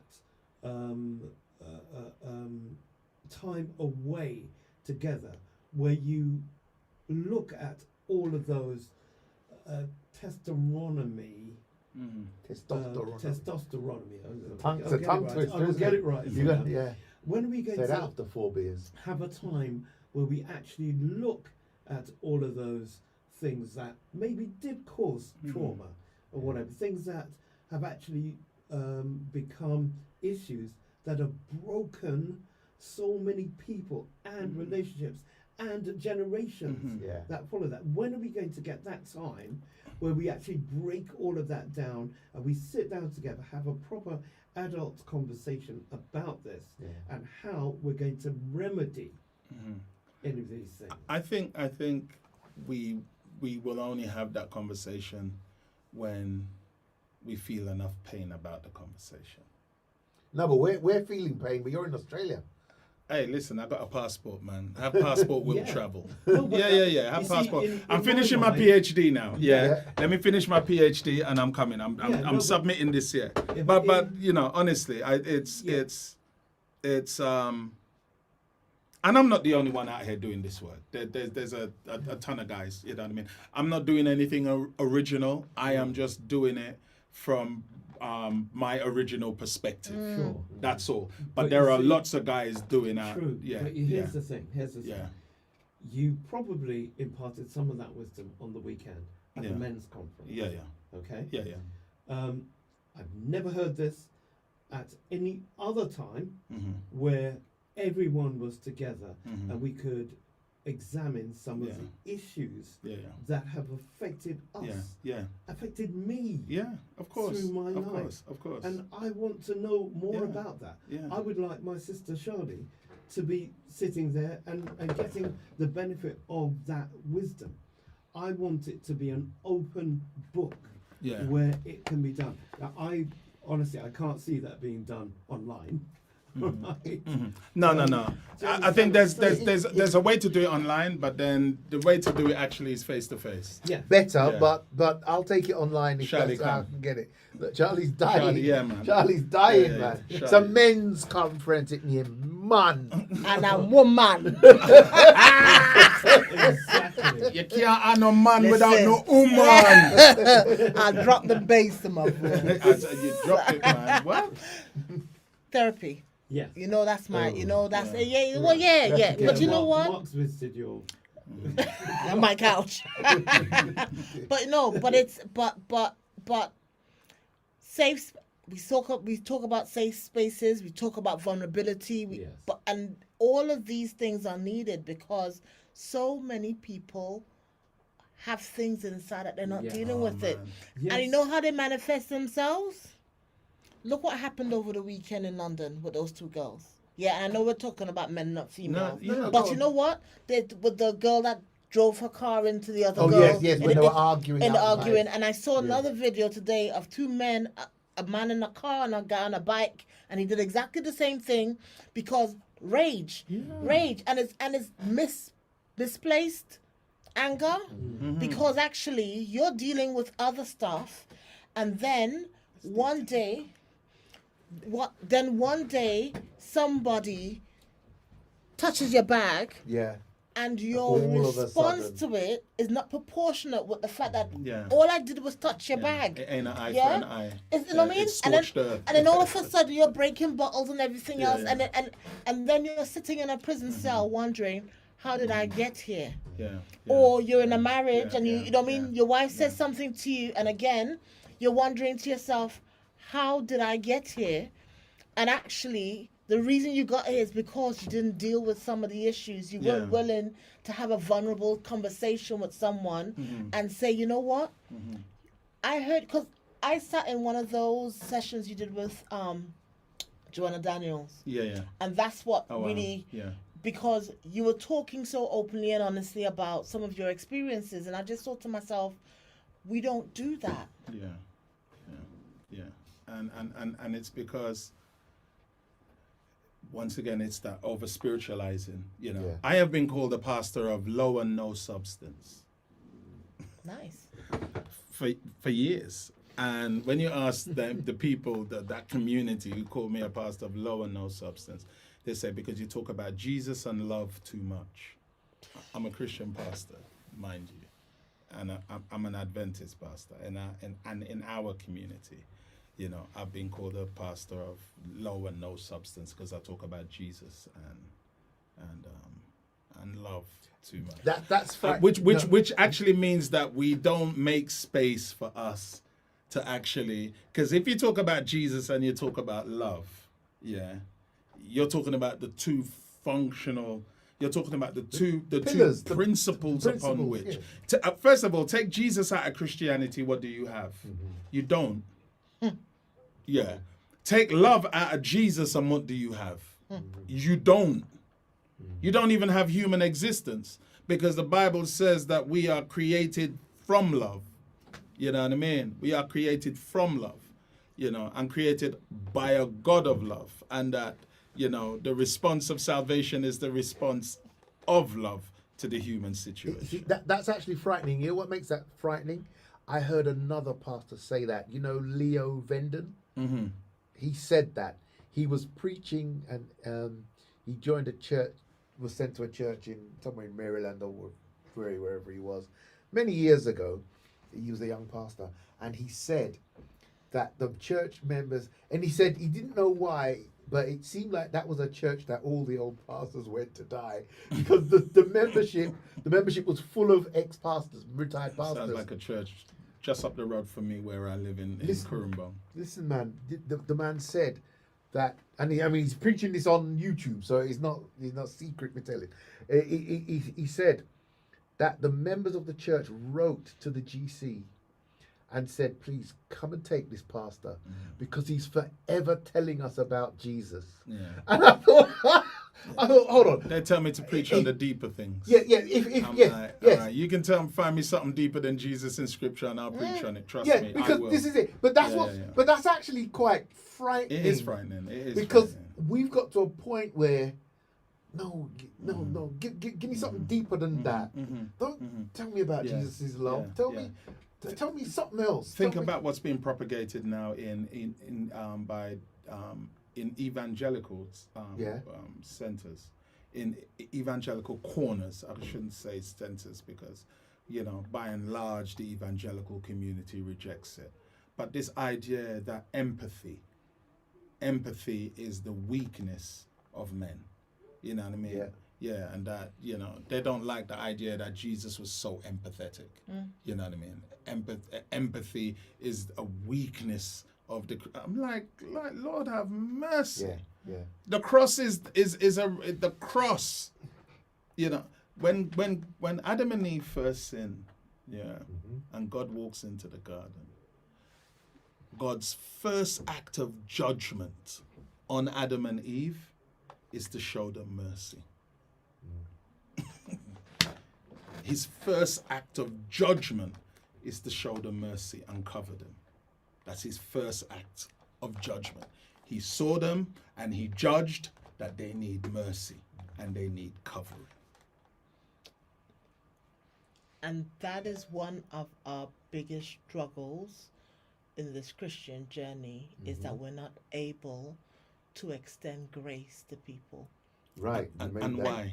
And ourselves as well. Yeah. Because it's not only others, we're also not able to extend Yeah. grace to ourselves. Yeah. Because that is a whole topic for another show. Because why in the deepest of Australia, a man preaching love and Jesus is told the very same thing as a man in Maryland preaching love and Jesus, that we don't want to hear that. But it goes back to what Pastor was saying earlier on about the colonialism. Colonialism. In terms of that's and what coloniality, that it's just a continuance of it. Yes, You know that's, what I mean? so that's Yeah. that's what it is, because actually we don't want to teach. If we teach you about grace, oh my goodness, what are you going to do with that? Yeah. So let's teach you about why you need to wear a tie. Yeah. Let's teach you why classical music is the only music that's accepted. Let's teach you certain specific things, because we're able to keep you in a box. Yeah, but Because- what's wrong with teaching me about Because empathy? you know what? Once you've experienced the grace of God in a real way in your life, Yeah. you can never be the same again. You know, Right, but why don't they want me to do that? because it's about your humanity. Because then they can't control you. Yeah. And you know, my best friend is sitting right there, and he and I have constantly have this saying that we have when we're feeling it for someone. You know what I mean? Like he said, like, I feel it for them, you know. And I said, yeah, but they got to feel it for themselves. And then I'm like, I feel it for them, D. And he said, well, boy, like you say, they got to feel it for themselves. And it's a thing that, we're not allowed to feel it for them because we don't feel it for ourselves, and we don't feel it for ourselves because we have not allowed God to do that work. Yes. So that, we're fighting. We're fighting. We're fighting the definition that the kingdom has and that the Spirit is trying to give us of what our humanity is and who our humanity is. And as was said before, as was said before, that as long as we continue to fight, we're never going to see each other's humanity. Yeah. And so we're going to deal with each other in very just like reductive ways. So all I'm going to ever do is see Charlie just through her gender. Her gender, what? She's a whole human being. She's just her gender. Yeah. She is a whole human being. And so put yours back in there. So and so the book of Testosteronomy, coming back to it, the book of Testosteronomy is about actually helping men to do that work. It's about we're gonna crash. we are? No, please say it ain't so. No, this is your. No, this is The devil is a liar. This is this one. Okay, but yeah, we'll run until we're not running anymore. Can I move it over here? We'll run till we're not running anymore. Oh, you're gonna plug me in there. Oh, sorry about that, ladies and gentlemen. No, he's decided that he's I'm not getting any more power. But yeah, this book of Testosteronomy. Yeah. This book of Testosteronomy. Where is it available? How do we get hold of it? But I still want to hear more about the workshop. All right. So this go on. book is available on my website. Okay. And So your if you go to website is EYR, Watch out. EYR Yeah. Ltd.com, and then you'll find the books. You'll find it in the resources section. So EYR Limited. Ltd.com. Yeah. Okay. Go to EYRLTD.com. and you'll find it in And the we can just resources. download it once And we- you can download, Right, you can okay. download We're not it. waiting for it And to there's get other free mailed. resources up there that you can download as well. So we don't have to pay for this book? No, that one you have to pay for. Oh, that's all yeah, right but then. there's other free Yeah, resources. no. There are free resources. But there Not are other. sorry, yeah. But there are other resources that are free Yeah. that you can get. Yeah, Yeah, sorry. no. But Yeah. hey, no, we've got to get hold of this book. Make no room for haters. The way of the hater is social death, occupational dissatisfaction, and relational misery. There's some gems that have been dropped tonight by Pastor Eddie Hippolyte. My thing's gonna die, but I don't care. I'm having a good time. A man's true legacy is defined by his decisions, choices, and story. I need to get this book and read it to my son. That's it. Funny enough, when I only did a limited print of them, I printed 1,000 copies, and women brought it more than men did. You know what I mean? But it made for really great conversations. Yeah, it made for really, really great conversations. There were conversation starters, you know what I mean? There were great conversation starters. There were great conversation, and so it's, I think you would like it. I think you'd like it. Is it in the right power? It was charging from here. My one wasn't. My Okay, one. it was. Okay, let's try it back. But on here it didn't say charging. Okay. It Sorry. should tell me. Okay, no, we're running out of time, and now we're looking like we're getting really disorganized. But we've had a great time, a great conversation with Pastor Eddie Hippolyte. Pastor, how about this workshop? Because I'm signing up. Yeah, you me said too. you said you need to finish your PhD. Yeah. So we'll check you next week. Next I'm gonna month. put it. I'm gonna get it. I'm gonna get it online. What are we in? We're in April. April now. So by the end of May, mid-June, I'll have it up online. But I really do want to just come and do with men. Well, Yeah, just that's men? how I really want Just to. men? Yeah, well, let's get To in here begin first, with, right? there's another one that I have. Let's that, get that in there's here. that this one is for us. Right. Yeah.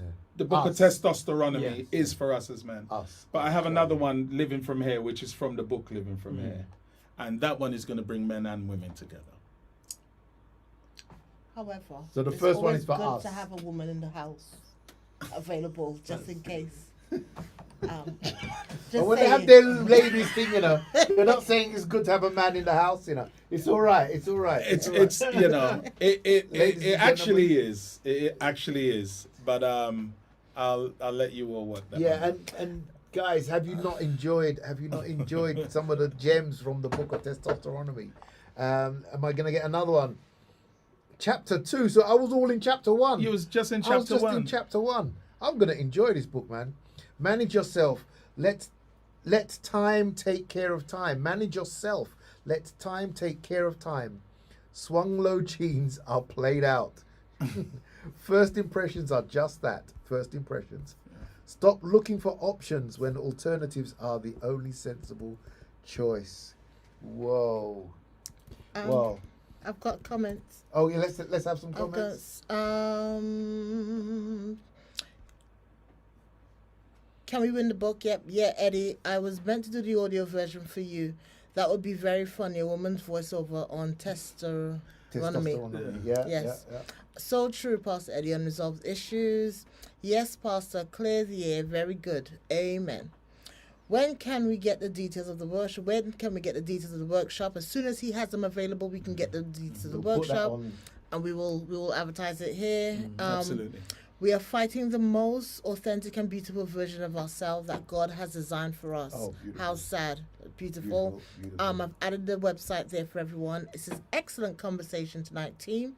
And Dr. Ed, see, we're speaking that in existence. He's right at the end of it. Many thanks. I hope to see you again soon. I'm sure the men will benefit from your workshop. Mark, stop show off about the book. Stop showing off. About the book. I'm promoting the book. Because you're reading it and they're not. Gee, was that woman that's Oh. I'm just asking. I'm just asking. You know what? Jesus has shut my mouth just now. I was about to respond to you. Hallelujah for the joy. I was just asking. If you knew Please what don't- my brain had said. don't read more into that than was there, Charlie. I could feel that one myself. And I was like, whoa. Oh, you know, he just pulled it back. Pull it back, man. No, Pull it man, back. don't read more into it than was there. I was just asking. I'm trying to promote the book. I think the book is excellent. I switched to the next page and see chapter 2. So I'd only just started. No, man, this is excellent. This is excellent. I think there's a couple of chapters. Yeah, brilliant. There's about 4 chapters, I think. What have we got here? Some of the stuff we've really touched on already, and a lot of it was about redefining yourself, etc. These are just some of the notes I had, in case Eddie came here and didn't have anything to say.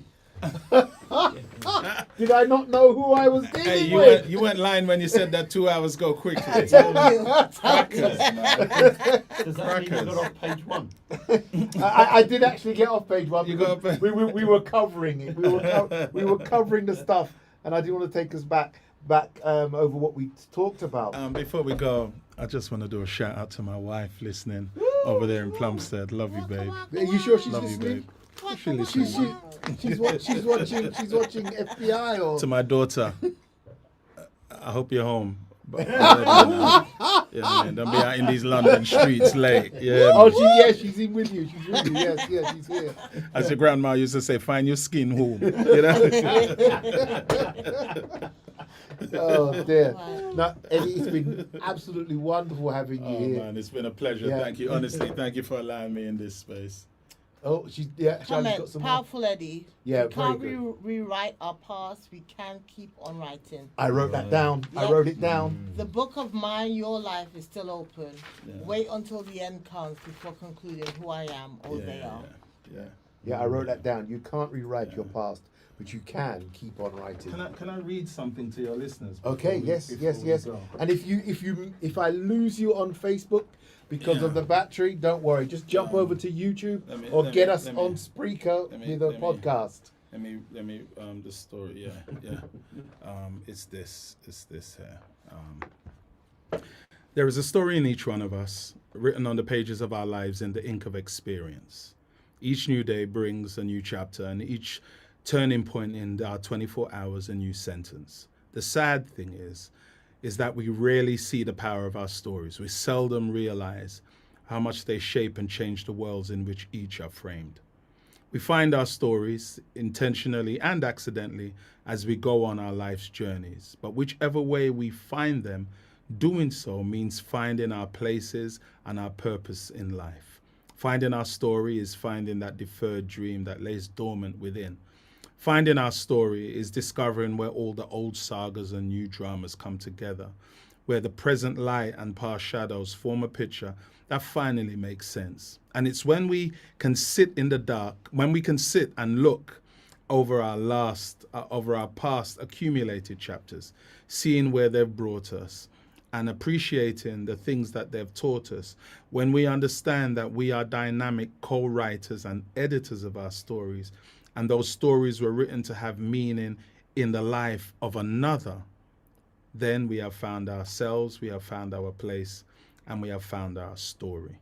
And so I'm hoping that as we have these conversations and we think about these conversations, that we think about the impact of our stories, and we think about the impact of the stories that we've been given, and not be afraid to sit down and actually interrogate those stories and interrogate those narratives. Because like I said, we can't rewrite the past, but we can keep on writing. Keep on writing. Excellent. Well, Pastor Hippolyte, it's been wonderful. Thank you so much for joining us. It's been a joy. It's been a joy. Next time you're over, you've got to come in. Yes, And yes. if you take too long to come over, we'll get you on Zoom. Hey, Zoom just keeps the world real small. You know what I mean? It keeps the world real small. It does. So yeah. We've had some great conversations with people on Zoom that couldn't come in. But thank you so much. I hope, I know that the listeners have appreciated it, because they've been giving me a hard time about reading excerpts from your book. But that's all right. I'm here to get abused and bruised by Charlie and the listeners, then that's fine. But thank you all. Enjoy a glass of something nice as you wind down for the rest of the evening. Meditate on these things, think on these things, and hopefully they will be an inspiration to you and draw you closer to the one that created us. I'd like to say good night. Good night to everybody. Good night. Are you struggling to cope with love, conflict, bereavement, fear? That was good, man. That was the quickest 2 hours I've experienced in the longest while, man. And uncertainty?